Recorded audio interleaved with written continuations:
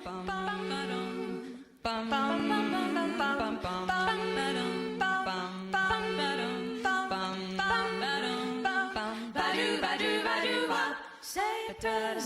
one, don't forget my son. To include everyone, I tuck you in, long within, keep you free from sin till the Sandman he comes.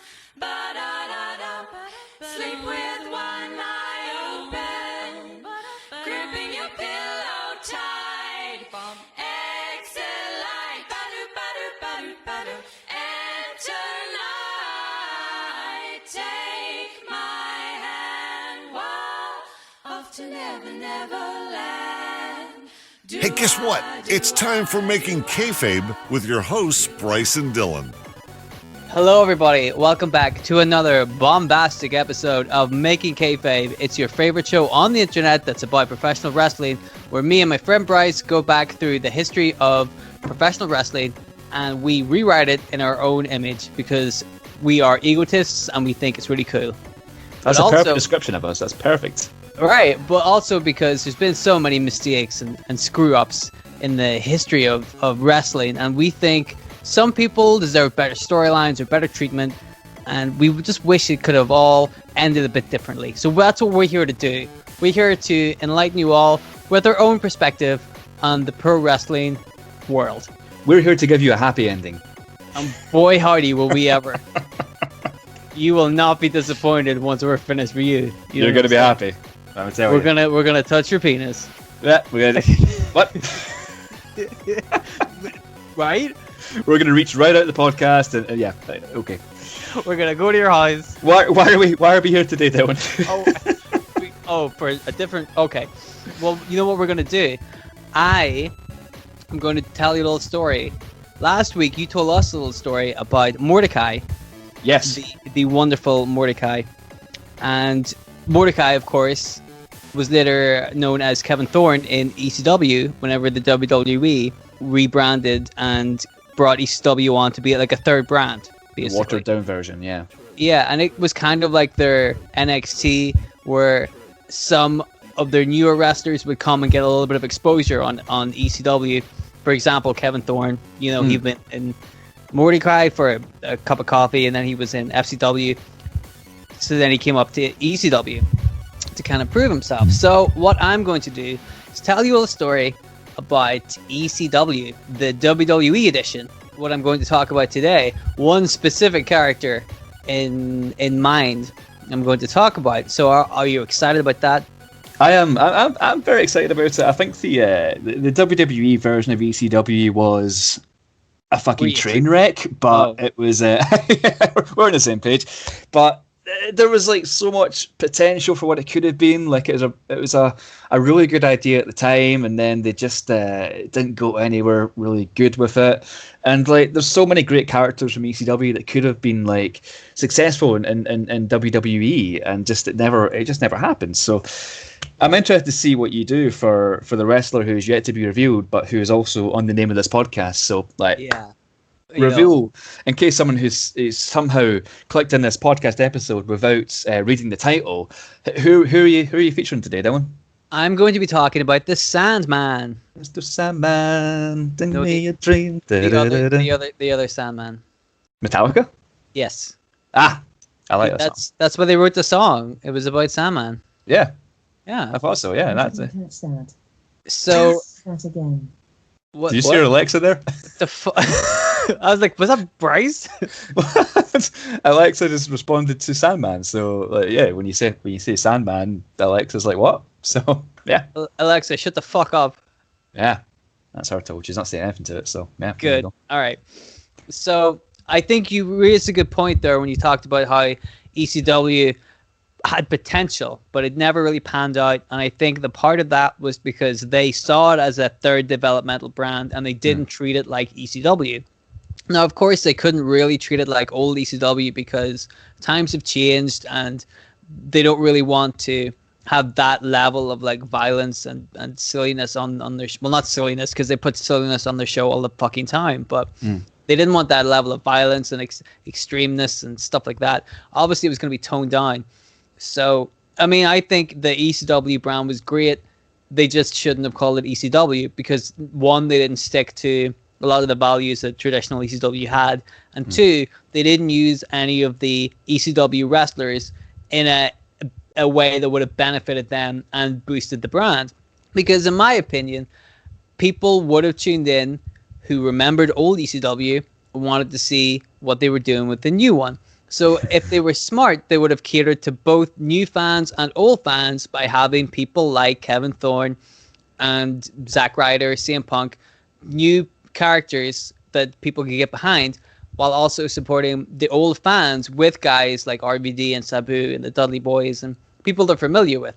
But instead of that, the ECW originals kind of got forgotten about, while the other guys, Test and Bobby Lashley and all these guys, they got pushed to the forefront for some reason, you know. So I feel like a guy like the Sandman, who was very well respected in old ECW, didn't get his fair shake when he came to the WWE in 2006 because they didn't treat him like the Sandman. Yeah. Well, do you know what it is? Like, do you know what I found interesting about Sandman around this time? Like, I think going back and watching Sandman's matches in the WWE version of ECW, like I did in preparation for this podcast, like you can tell the guy's like he's in shape a bit. He is actually in shape, and he's. I don't want this to come across a bad way, but it's like he's trying, you know. He's actually wrestling good matches and like doing, you know, just his cardio's clearly not an issue. And right, just, well, that's what I was gonna say. Like the thing about the Sandman is nobody's going to remember him for being a classic technical wrestler, but he could go. Like he had stamina. He could go 20 minutes while getting the shit kicked out of him. Like he's not wrestling a 20-minute match. He's like falling off shit and getting hit with chairs and all this stuff for 20 minutes, you know, like more than that. That guy, he can go, you know, he's got stamina, but he's a brawler. And there's room to have all those different styles on a show like ECW. And I don't know why they didn't kind of, instead of just like ignoring him because he didn't do what they wanted him to do, they should have done what Paul Heyman always would do, which was to play to somebody's strengths. Paul would give them the chance to amplify what they were good at and let them do that because that's how they were going to get over it. They could get over it with the crowd because the crowd could see they were really good at what it was they did. And in ECW, the WWE version, none of the originals got a chance to kind of show what it was they were good at because they were all expected to work like, you know, WWE style, basically. Exactly. Yeah. Which was not what ECW was about at all.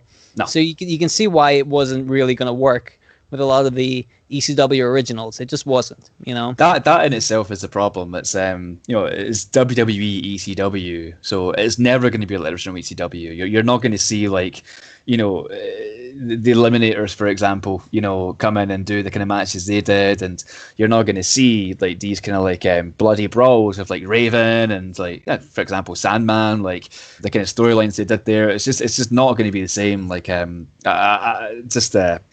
yeah, it's they shouldn't. To your point, they shouldn't have called it ECW. They should have called it something else because it's just so unrepresentative of what ECW was. And just, I mean, you can tell like Heyman left after like 2 or 3 months or something, right? He just couldn't be asked with it, you know. Well, exactly, man. If they'd have called it anything else, people would have they would have remembered it now fondly. Yeah. But because they called it ECW, it's got like a stigma to it that people, you know, they'll want to admit that they like it. And I'm like, I liked it. I thought loads of it was great. CM Punk was on the show. Christian had a great time. You know, even Tommy Dreamer near the end was able to showcase what he could do, which was super cool because you're like, finally, fucking do something with this guy, you know? Yeah. Tommy Dreamer, I think, is very underrated. Oh, yeah. I think he's a good hand to have. You know what I mean? Like, he's a solid, reliable guy to have on your roster. He's still going to this day as well. Right, and he's still good, I guess, kind of. Yeah, is he not on like Impact or something right now? Or he's doing something. I don't fucking know. Anyway, you want to hear me talk about the Sandman? I would love to hear you talk about the Sandman. Can you talk about the Sandman, please? Oh, you got it, buddy. For the record, I really love the Sandman. He's such a cool character, though, isn't he? He is. He's just, swear to God, like one of my favourite moments of all time. You know what I'm going to say, but yes, it's the entrance at One Night Stand. It's just so good. It's just absolutely incredible. Like just the not the WWE Network version, but the original version where he comes out to Enter Sandman. Just the crowd are singing along, and just he does the whole 4 or 5 minutes entrance with the song, and just it's just wrestling, man. It's just awesome. It was just cool. Yeah, right. He's out there. He's fucking drinking beer. He's hitting himself with a kendo stick, and it's just like anyone watching that. If they're watching wrestling for the first time, they're going to see that guy and think he is a fucking superstar. He is a badass. He is somebody I want to invest my time in, kind of thing. Like, I generally think any non-wrestling fan watching that would think that. Why? I think they're going to look at a guy like that and go, "That's a guy. He's a fighter. He's going into that match to fight somebody." Yeah. Right? Which is a thing that's long since. Now you get kids who are trying to look cool, but they're fucking it up. I'm like, dude, the Sandman would bust himself open before he got into the match. Before he even like got into the arena. Right. He just hit a can of beer against his head, and then he'd go, all right, off to the rest of the match I go. You know, like that guy had no fear. I should also very briefly say that the Sandman kind of recently has gotten into trouble for a lot of the sexist stuff he said, because it was that whole like speaking out movement not so long ago. Oh, really? And Sandman he wasn't accused of like, you know, any kind of sexual assault or anything, but I can freely admit that he did say some dumbass things about women's wrestling. Oh man, I didn't know that. Well, he was just kind of stuff like, you know, women are never going to be in the main event, and I'm like, well, I mean, just because that was true in the 90s doesn't mean that that's true now. You know, you always got to remember, WrestleMania, right?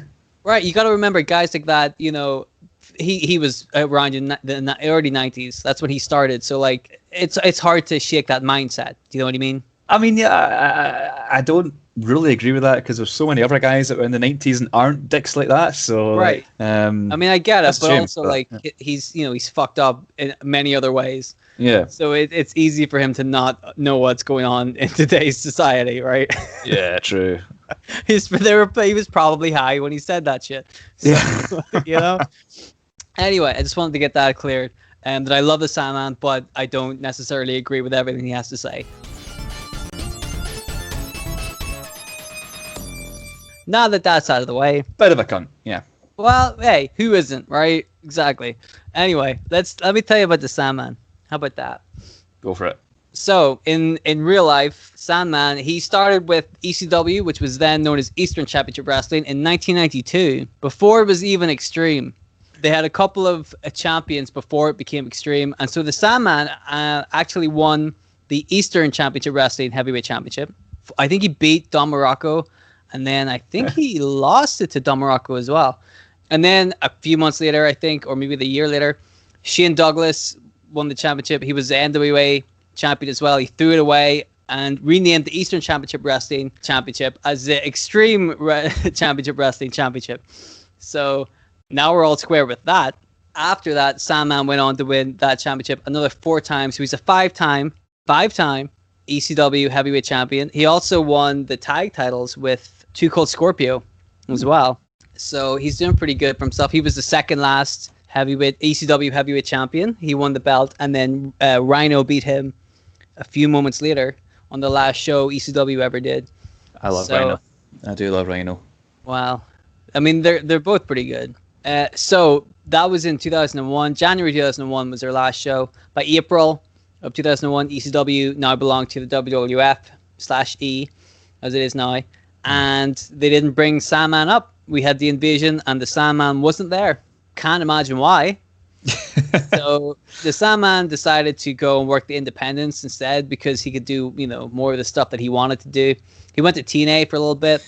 That's why he did it, not because WWE didn't want him. Like, he done it so he could do more of the stuff he wanted to do. Yeah. Of course. I mean, you got it. Like, isn't that always the way?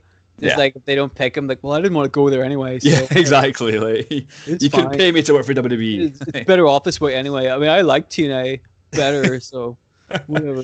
That's how he talks. If nobody's heard the Sandman talk, that's exactly a perfect impression. How he talks. Anywho, so then in 2005, the WWE did their one night stand, and then in 2006, I think they did another one night stand, and then brought back ECW as a television program. This time, Sandman was on the bill. They got him. They got the Sandman, so now shit's gonna go down. So in ECW, the WWE version of ECW, Sandman kind of came in and would attack people who weren't really, you know, well liked by the ECW audience. You know, if somebody was to come over to ECW like an outsider, or I don't know, a zombie or something like this, for example, just off the top of my head, if they were to come into the show and people weren't digging it, they would send the Sandman out. He would do his business, hit them with a key and drink some beer, yada yada. Which, is an interesting use of the Sandman. Again, kind of play into his strengths, really, because you just let him go out there, drink a beer, and hit a guy with the head with a key in. Easy. I mean, it's the kind of thing they actually used to do in ECW with a wrestler called 911. Oh, 911. Yeah, he used to come out and just fuck up people, right? Yeah, like if something was going wrong or the crowd weren't digging it, they would just chant 911, and then 911 would come out and chokeslam everybody. That's such a good gimmick. That was it. He would just, he was dog shit as a wrestler, but he didn't need to wrestle because all he had to do was come out and chokeslam people.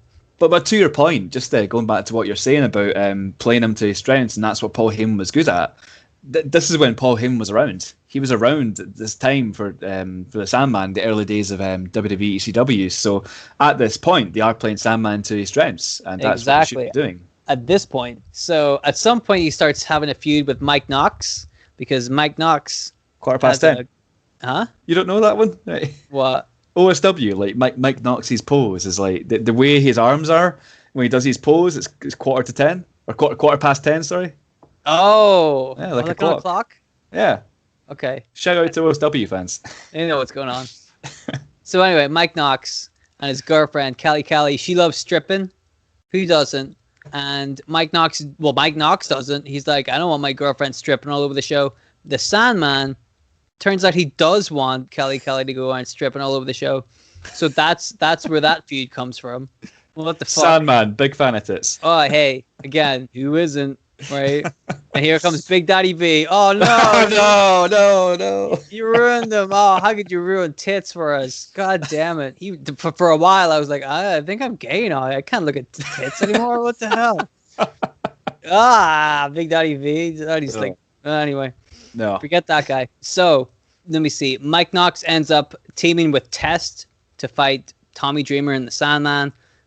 Thrilling stuff. After this, it got a little bit muddier when they did the ECW originals fighting up against the New Blood. That was at WrestleMania 2007 in the 8-man tag team match that the originals won in less than 8 minutes. So it's a quality. 8-man tag. And 8-man tag team match with all these violent motherfuckers in it at WrestleMania. And I got less than 8 minutes. Oh dear, was it on the pre-show or? No, it was on the main show. Fun fact about this, they redid that 6-man tag team match the week after that on ECW on TV. With they did it again, but with a different result. So this time the New Blood won.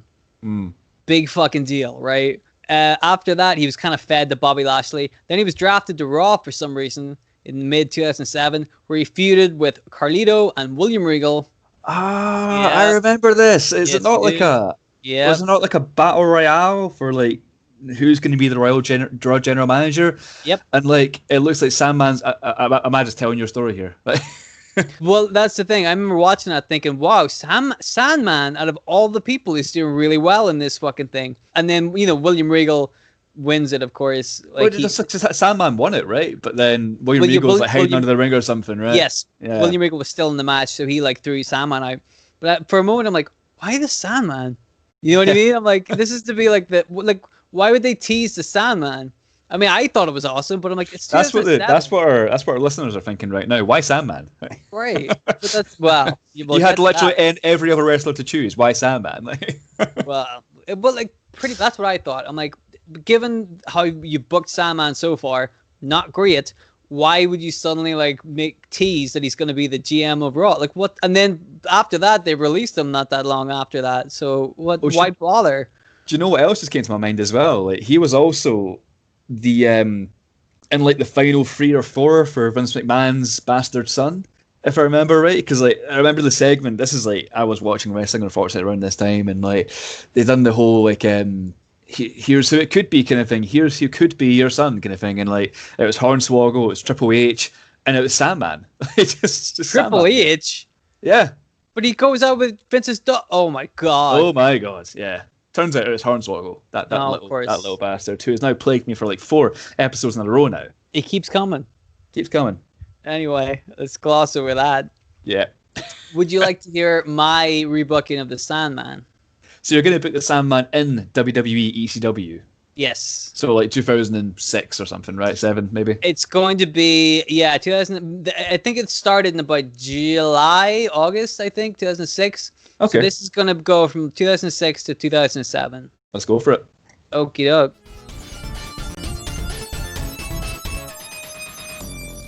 So, like I said, I think the problem the WWE had is they didn't utilize the ECW originals properly. They didn't play with their strengths. You know, Sandman's a brawler, but he's not a technical marvel. He's not doing Hurricane Ranas. He's not like Kane.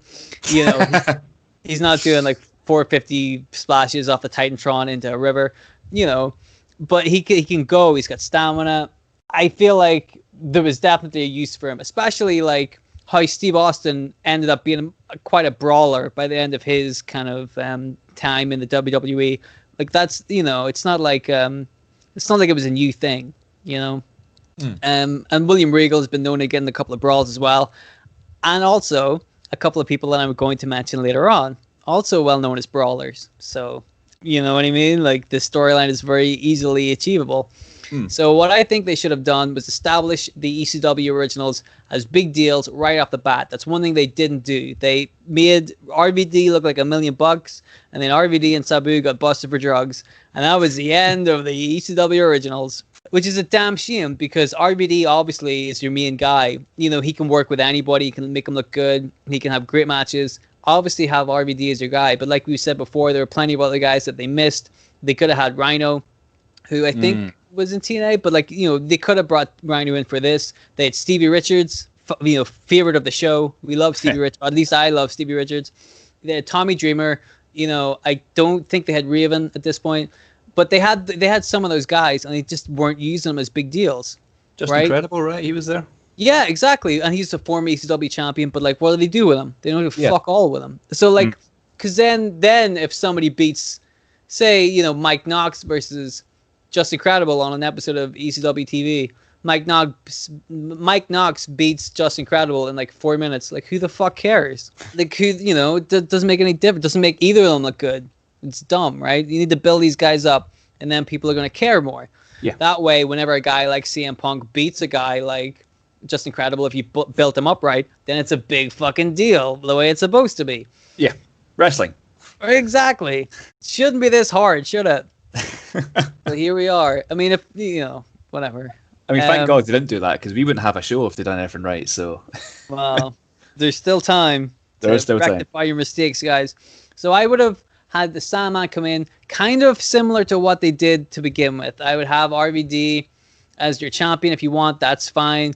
I would have like Tommy Dreamer and Just Incredible, Stevie Richards, these guys are like the veterans who work the brand and work against, you know, the new breed. And I would have the Sandman as kind of an enforcer guy who would stop any interlopers. Say, for example, I don't fucking know, a zombie from... Again, for example. I mean, I've seen it happen. You know, anybody who's kind of coming into the show when they shouldn't be there. The Sandman's going to be there. He's just going to come out and hit people with a cane, right? Okay. Right. So he makes it pretty clear that ECW belongs to the ECW wrestlers, all right? They don't have time for any of this WWE bullshit, okay? And obviously it has to be kind of PG. They have to, you know, yada yada.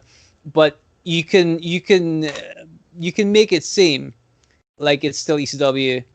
You can push the boundaries. You can, you know, get to the edge there. You can toe the line without going over it, and still making it seem more edgy than Raw and SmackDown, you know? So for a little while, the Sandman is seen as the ECW enforcer. Nobody messes with the brand because they're all hardcore and they'll all beat you up, and they're going to start with a Sandman. So, like, do you really want to have to go through all that shit? It's a big deal. You know what I mean? At some point in 2006, Sandman's making these appearances. He's not doing a whole lot. He's turning up, popping the crowd. He's beating up people he doesn't like, letting people go home happy. But of course, this is 2006. The new brand has popped up, ECW. We're in the middle of, you know, the draft and different brands. One thing I don't think they played up enough, and they only seem to play it up come fucking Survivor Series, is brand wars. They only bring it up once or twice a year. But I think if there's a new brand turning up, ECW, I would imagine the other two would have something to say about that, right? So SmackDown decided to flex their muscles a little bit, because there's a bit of a brand split going on. They're supposed to be in competition with each other. SmackDown aren't happy that ECW has just popped up with a bunch of quote unquote, garbage wrestlers, indie guys, ballroom fucking fucks. That one didn't get on the air. Vince is screaming at Michael Cole, like, call him ballroom fucking fucks. And Michael Cole's like, I don't think I could say that one. But stuff like that, obviously. So, and on SmackDown they have a couple of great brawlers on their side. In 2006, Fit Finlay, my favorite, Fit Finlay, Belfast boy, was aligned with. Yeah, exactly. He's one of my boys. I've been to his house many times. Yep. He's never there. No. Yeah, he lives in America. Never let you in, right? Yeah, I'm like, come on, man. I just want to chat. You think at least once, but yeah. Lazy prick. But I hope he doesn't hear this, because he would beat the fuck out of me. Oh, yeah. He would kill me.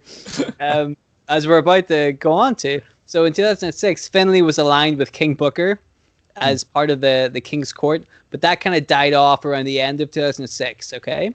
So bear that in mind. Okay. And at this point, JBL had retired to do commentary for SmackDown, but he came back to the ring a little bit in 2007. So bear that in mind too. So here we are in mid to late 2006. So we've seen, we're at the late 2006, because so far Sandman has been coming in, doing his business, flexing his own muscles, and proving that he's somewhat of a big deal on the ECW. He doesn't even have to fight for the championship, because he's the Sandman. You get me?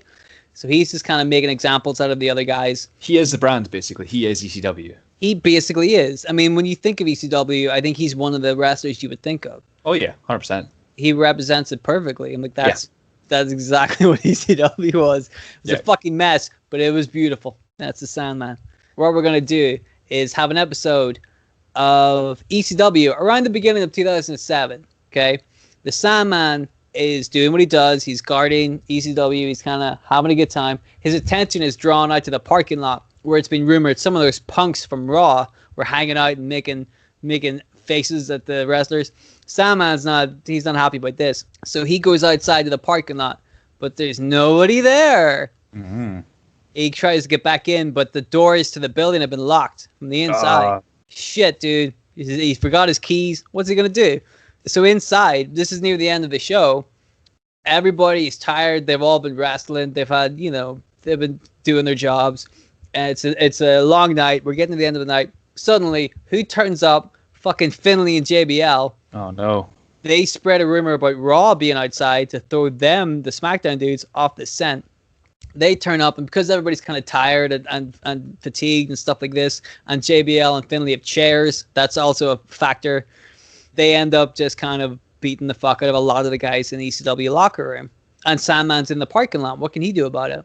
Eventually JBL and Finlay get away before anybody can do too much damage to them. Like they've made their statement. They fired the first shot. They attacked ECW because they're a bunch of outlaw wrestling mud show goofs, as Jim Cornette would say. Oh, is that what he said? That is literally a direct quote from Jim I'm Cornette. not surprised at all. That's not about ECW, I think, although I'm sure he would say that about ECW. If you said that line and asked me to guess who said it, I would have immediately said Jim Cornette. 100% Jim Cornette. So the next week on SmackDown, Finlay and JBL are pretty fucking pleased with themselves. They're walking around bragging about how they beat up ECW, talking about a great job they did, how clever and smart they are. They're really tough. They took on a whole locker room by themselves, forgetting the fact that they attacked whenever most of the guys were had left the arena or were beaten up, and one of them was locked outside, and then they had chairs and they got out before they could get any revenge had on them. They left that bit out. They didn't talk about that bit, but they talked about the bit where they hit somebody over the head with a chair. They're very proud of themselves. They're not even scared of any ECW retaliation. And funny enough, on that episode of SmackDown, nothing happens. Finlay is an active wrestler at the moment. JBL is kind of like a commentator, basically. But he didn't mind going ECW to wreck shop. He was very happy about that, okay? As he's done before. ECW don't do anything on that episode of SmackDown And SmackDown think we got away with it. You see that? We fired the first shot. No retaliation. We're the fucking kings. We can get on with our lives, basically. Exactly. Let's attack Raw. Let's do that. So then, the next episode of ECW, Sandman is nowhere to be seen anywhere. The whole episode. But by his locker in the backstage is a little note that says "Gone Caning," along with a little crushed can of beer. And everybody's like, okay, I think we know what this means. We can see where this is going. So in the following episode of SmackDown, Fit Finlay is backstage in his locker room when he sees a big crate of beers. What a lovely gift from JBL to give him a big crate of beers after the fine work they did a few weeks ago on ECW. So Finlay starts to drink the beers. Unfortunately, though, those beers aren't for him. Who could the beers be for? Bryce, you want to guess?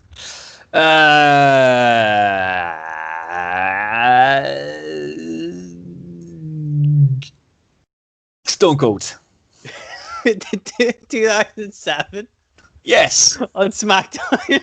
Yes.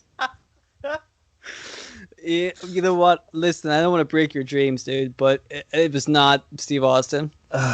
Although you're not a million miles away, because Sandman was doing this in ECW before Steve Austin was. He was. Yeah, Steve Austin was in ECW for a bit. Do you remember this? A very short period of time. He was cutting promos and Eric Bischoff and stuff, right? Yeah, he was going to win the ECW Heavyweight Championship. They put the belt on Mikey Whipwreck. I think Sandman lost the belt to Mikey Whipwreck, I believe, and the plan was for Whipwreck to be like a temporary champion, and Steve Austin was going to win the belt off Mikey Whipwreck, and that was the plan. However, WWE got their hooks in, and they pinched Steve Austin right before he was supposed to win the belt. So they just gave it back to Sandman. There's a really good shoot somewhere on YouTube where Sandman says, except for the first time, every other time that he won the belt was just because of an accident, because somebody left or because somebody got hurt or something. Like he was never supposed to be the champion more than once, but because he was over with the crowd and somebody else died, they were like, all right, here we go. And he was like, I don't fucking care. It's Sandman time, yeah. He's a fucking, what a guy.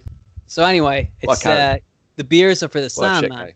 So the Fit Finlay hears a thump from behind him. He turns around to see a security guard just being thrown on the ground. And the Sandman is pointing at Kane, Singapore Kane, right at his fucking head.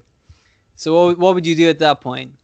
What would I do at that point? Yeah. If you were drinking the Sandman's beers and you saw the Sandman pointing at a Singapore Kane at your head, what are you going to do? I would shit myself. That's not what Finlay did. No. They have a brawl through the entire arena. Well, that's the difference between me and Finlay. Right. You would have shit yourself and then brawled with him. Because that would have thrown him off. He'd be like, I didn't see this coming. For like 3 seconds before he kicked my ass, yeah. Everything smells like shit. I can't fight this guy. It's a great technique. Yeah. So these two guys are fighting all the way through, like the whole show, all the way backstage, everywhere. The end of the show comes, they fight like down the entrance ramp. They've been brawling for like 2 hours. They fight all the way down the entrance ramp. The show is about to end, but JBL can see them coming towards him. He's a little bit concerned because he's been doing commentary all night. He hasn't been backstage. He hasn't seen the Sandman. He was very happy to be away from the Sandman. He thought this was all over and done with. Now he sees the Sandman brawling with Finlay, and they're coming towards him. He's like, shit, dude. So he kind of jumps up, tries to help out his friend Finlay, and that's kind of how the show goes off the air that week. Okay. Just the three of them scuffling. A big brawl, yeah. Yeah, so now we're back on ECW the next week. Sandman comes out. He's pissed. He cuts a big old promo about how ECW was his house. He helped build it. He's not about to let two chuckle fogs like Finlay and JBL get in the way of any of that shit. You fire a shot at ECW, you better shoot straight. Otherwise, there will be repercussions. And the Sandman is the one to fucking make you pay that bill. You know what I mean? I like that line. Which one? Be better shoot straight. I like that. I really like that too. I'm so proud of myself for that. Yeah. I give myself a little pat in the back. Thank you. Yeah. So last week on SmackDown, it took 2 people to stop him. You know what I mean? 2 people against 1 person. That shows you how much of a machine he is. Yeah. 2 big guys as well, like Finlay and JBL. Exactly. They're 2 fucking, you wouldn't want to mess with those guys in a fight. Sandman doesn't give a fuck. He's straight in there. So they made a big mistake. Not him. They made a big mistake. Now, SmackDown are like, we should probably stop. This war that we got ourselves into has backfired spectacularly. SmackDown don't want to attack anybody. They're kind of like Finlay and JBL. This is on you. This is not to do with SmackDown. We don't want to be responsible for any of this. We don't want the Sandman coming after us. So now JBL and Finlay are like, all right, we're going to have to finish this ourselves. JBL, again, can kind of hide behind the fact that he's a commentator. He's like, I can't get involved. I'm commentating. I'm a businessman. So this leads to Finlay versus the Sandman at the Royal Rumble 2007. So we got kind of your brand supremacy is on the line, and we're going to have a good old-fashioned Belfast brawl. Do you know what that is? It is, did they have it once and it's just like a little kind of like Irish kind of like weapons, am I right? It's just a hardcore match. It's a hardcore match, right? Yeah. Finlay had his own little, what the fuck was it? Shillelagh, is that right? Yeah, Shillelagh is more of a Southern Ireland thing, but since it's really all the same country, it's like, yeah, it's basically something. Anyway, we have a big Belfast brawl, which is a hardcore match. And one thing you shouldn't do, my friend, challenge the Sandman to a hardcore match. So these two guys beat the shit out of each other, as you would imagine. It's a big old fuck off brawl. Yeah. Like it is tough. But you know what? Because the Sandman, he's pretty good with weapons, he ends up getting the win and he beats Fit Finlay. Well-respected brawler, Fit Finlay had a pretty good career in WCW, and at this point in the WWE, he was a former United States champion. So, big deal to beat Finlay right there, because Finlay's well known for his brawling. Yeah. So that's pretty impressive. Now, after the Royal Rumble, the Sandman sets his eyes on JBL. He's not happy that JBL is avoiding fighting him as a commentator. But JBL, he's not budging. He's like, I'm not a wrestler. Sandman says, you used to be a wrestler. He's trying to goad him. He's like, what happened to you, man? What are you, a pussy or something? Because the Sandman would totally call him a pussy. I don't know if you can say pussy on SmackDown in the PG era in that context. You can call him a cunt. Yes, that's much better. Yeah. A fucking prick. Yeah. A scaredy pants. Except, yeah, no. Whoa. So I forgot you're a man of religion. I'm so sorry. This is a PG podcast, dude. Well, that sucks because I've swore like a billion times already. So you're gonna have a fun time bleeping that shit out. And there it is again. There's another one. I'm pretty sure every episode is marked as explicit on Apple Podcasts at the moment. Explicitly agreed. Am I right? I don't know what that means. No, me neither. Anyway, so Sandman is really trying to goad JBL into fighting him. He's saying that Finlay was the one doing all the work, but JBL's the one doing the strings because he's a coward. JBL won't rise to the bait because he's a professional. So eventually, Sandman turns up on an episode of SmackDown and pours beer all over the inside of JBL's limo, and he smashes up the windows and shit. Remember his big limos? Remember them? I do. He came out in his big limo and he had his cabinet with like Orlando Jordan and other people. Jillian Hall with the face. Yeah. Basham Brothers, I think. Was the Basham Brothers there? I think that was the JBL thing. Basham Brothers were not with JBL. No way. I don't fucking remember.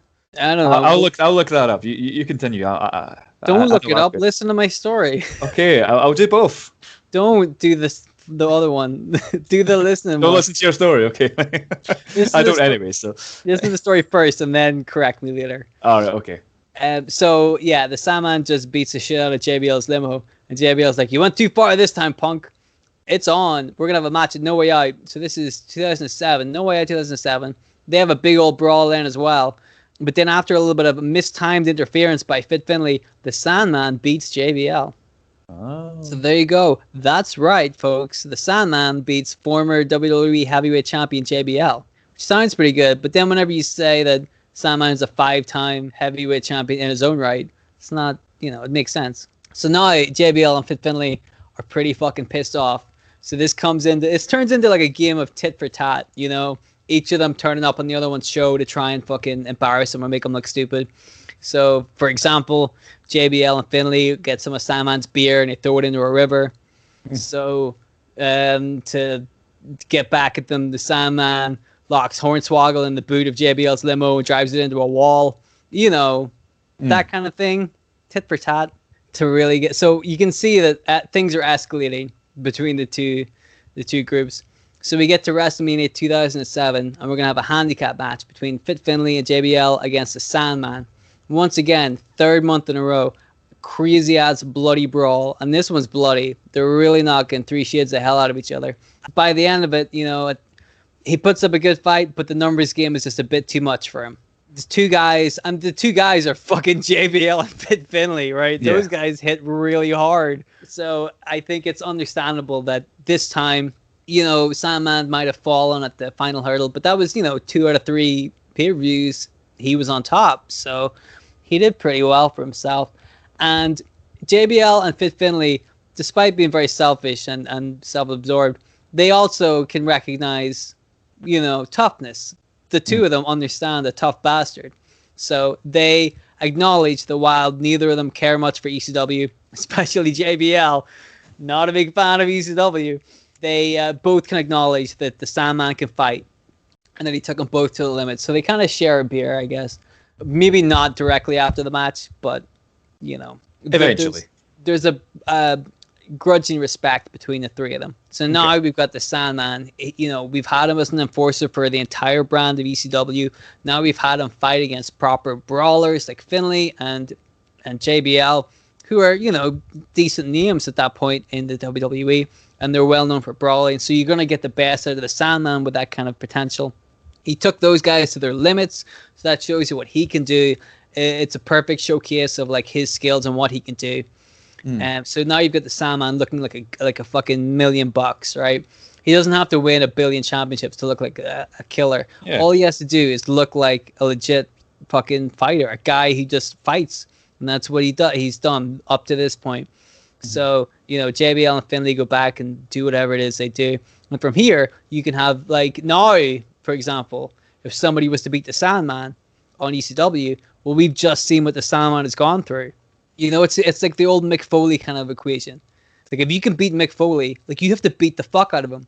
Yeah. The Undertaker had to throw him off a cell twice. It's not going to be easy. Yeah. And that didn't stop him. Like, you have to, like, so if you do beat Mankind or the Sandman, then you've earned it.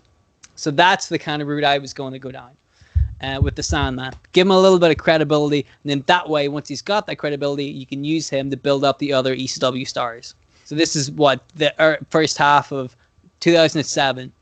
There's plenty of time for him to work with guys like John Morrison and CM Punk. You know what I mean? So that's it. That's the story.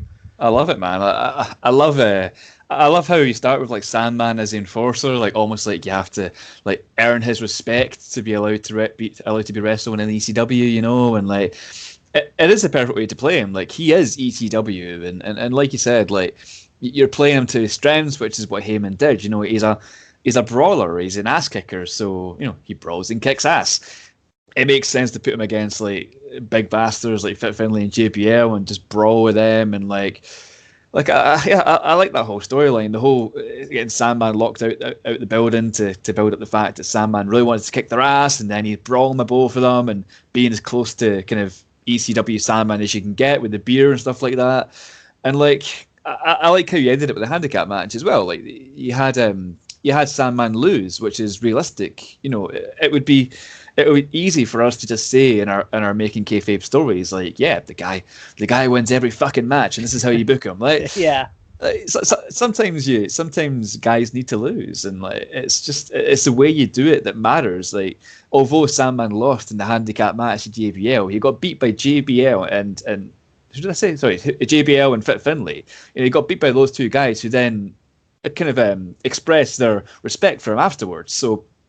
Exactly. It's been a big bloody brawl, and like you've made Sandman look like a badass, and that'll carry him well for wherever he goes next. So yeah, really well built story. Like, that's the thing, like him. He by WrestleMania, yeah, of course he would lose the handicap match, but like he's already beaten them, in the months before that, so he's got the momentum on his side. He can take a loss like that, Yeah. But also it makes sense from like a logical point of view. Like, well, obviously these two guys would beat this one guy. If you were just looking at it from an outsider's point of view. But you could still, during the match, the story would be told that the Sandman still put up a hell of a fight. So if you were an outsider looking in, you could understand that match and the story they're telling, and it would all make sense. Sandman wouldn't, to that guy, the Sandman wouldn't look bad for losing. You know what I mean? It all makes sense. It all makes sense. And which is why they would never do it in real life. Which is why we have Making Kayfabe. Exactly. So you guys are blessed. Yeah. Blessed, I say, that we are here to enlighten you with our wonderful storylines about the Sandman and other people. So, for example, Mordecai, last week's episode. Go back and listen to that if you haven't already. It's a good one. And then come back and listen to this one again. It's still good. It's good. Well, it's about to get better. Let's put it that way. As good as my Sandman story was, Bryce, I have a feeling that you're going to be able to come up with a better storyline off the top of your head. That's what I think. Is it time for Kayfabe Tombola? It is time, my friends, for everybody's favorite part of the show, except for the bit where we talk about Viscera. It is... it's Kayfabe Tombola. Yay! Basically, what Kayfabe Tombola is, it's a little game me and Bryce play. We take it in turns every week to challenge each other to come up with new storylines within 1 minute. Bryce is going to have 1 minute to come up with a storyline. He's going to pick from some random wrestlers and scenarios. He will have 1 minute to run through the whole thing off the top of his head. It is a whole lot of fun, I got to say. I love the Kayfabe Tombolas, and I've got some interesting storylines and wrestlers for you to pick from. You're going to pick numbers 1 to 4 for the wrestlers, and then A to D for the scenarios. Okay? Do you want me to pick? Hey, dude, take all the time you need. Whew. Let me take... Give me 2. Give me 2B. 2B. Oh my goodness. I don't like that reaction. Alright, let me tell you what you could have had. Who could have had? This is what you could have won, my friend. You could have had another friend of the show, Bart Gunn. Oh, dodged him again. Missed eye on him. You could have had Lash LaRue, who we briefly mentioned, I think, on the Sean O'Hare episode. We did, yeah. We brought him up briefly, yeah. Very, very briefly. You could have had The Undertaker. Oh! I thought I would throw him in there with Bart Gunn. similar like legends like Lash LaRue and fucking Bart Gunn. You think they were legends? You're left with one man, my friend.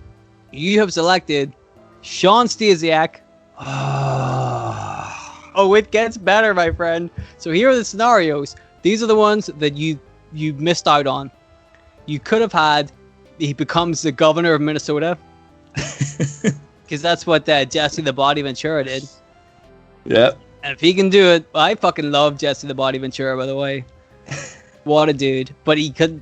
It's off the table anyway. Doesn't matter. You could have picked he becomes unexpectedly famous outside of the WWE for doing something on TikTok. Right. Which I, by the way, would have fucking loved to hear you come up with that with Sean Stasiak. Like, what the fuck? But you could have had... Starts a rival company to the WWE. Can you imagine Sean Stasiak starting up All Elite Wrestling? Can you imagine? Can you imagine him as the first TNT champion? Yes.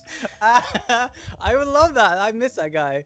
But fortunately for us, you are going to come up with a scenario for Sean Stasiak and based around Sean Stasiak becoming romantically involved with Stephanie McMahon. Oh, no. Triple H is going to be pissed. You have 1 minute to do this. Are you ready for me to hit the timer? I'm fucking not. No. I'm meant to be involved with Stephanie McMahon. Stephanie McMahon, she wears a Mountie hat and she is on a horse, like a Mountie. Oh, right. She's a policeman, right? What else did I say in the Mountie one? Let me tell you more about the maple syrup match. Anyway, we can go into it. Stephanie McMahon revealed she's Canadian. Right. Anyway, enough stalling. Right. I'm going to count you down from 3, and then I'm going to press start. My phone has a little alarm, so it'll beep whenever the time's up. So cool. You might be able to hear that, okay? So I'm going to count you down. Are you ready? No. Excellent. That is exactly what I wanted to hear. Here we go. 3, 2, 1. Sean Stasiak becomes romantically involved with Stephanie McMahon. Go. Okay, so Stephanie McMahon is she's having back pains, right? She's not she's not herself. She's not feeling too great. One thing I seem to remember about Sean Stasiak is that after wrestling he did become a chiropractor. Yes. So I don't know why that stuck in my mind, but he comes in, he gives Stephanie McMahon a big old readjusting back massage and all of that, and like Triple H walks in and he's like, "What the fuck's going on here, guys?" And Stephanie McMahon's like, "I'm just getting a massage. Don't worry about it." And then eventually it falls into Stephanie McMahon becoming, enjoying these back massages more and more. And, at this point, Sean Stasiak's got this whole kind of gimmick where he's like Planet Stasiak. And Stephanie McMahon's like, I've not ever heard of Planet Triple H, So, eventually she just like gets really into Planet Stasiak. She becomes a resident of Planet Stasiak. And that is how you get Sean Stasiak romantically involved with Stephanie McMahon. 5 seconds. And it's good story. That's it. I'll take that. There we go. That's it. So there you go. And it's good story. Bryce Kitcher 2020. I didn't know what to. Why do you always give me the worst fucking names? Like the Mountie, Sean Stasiak. Like, You don't remember Sean Stasiak? I do a little bit. Like, I knew obviously he was a chiropractor. And, like I know Planet Stasiak was one of his gimmicks. So like yeah. But like, what else is there to him? Like, you did pretty good considering, because you got the chiropractor thing and everything. That makes sense. See how quick you were able to combine all that shit together. But I don't know where I heard it as a chiropractor. It just stuck in my mind. Sean Stasiak, chiropractor. So yeah, there you go. But that makes sense. So he would want to, help by Stephanie McMahon like that, and Stephanie would like that. She'd be like, Triple H doesn't rub me like this. Yeah. Triple H like, I would if I knew you liked it.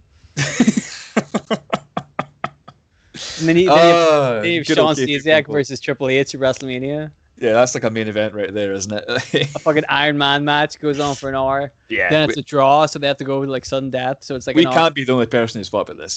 That's a common dream match for a lot of people, I think. Well, I don't want to spoil Bryce's tease for next week, but I have a feeling it's gonna be about Sean Stasiak. That's the rest of the season now. The next 4 or 5 episodes left in the season or something. They're just all Sean Stasiak. All Stasiak, yeah. All Stasiak, everything, yeah. All Stasiak all the time. Yeah. Making Stasiak. Oh my goodness. Yes, all right. So that's pretty much the show, I think.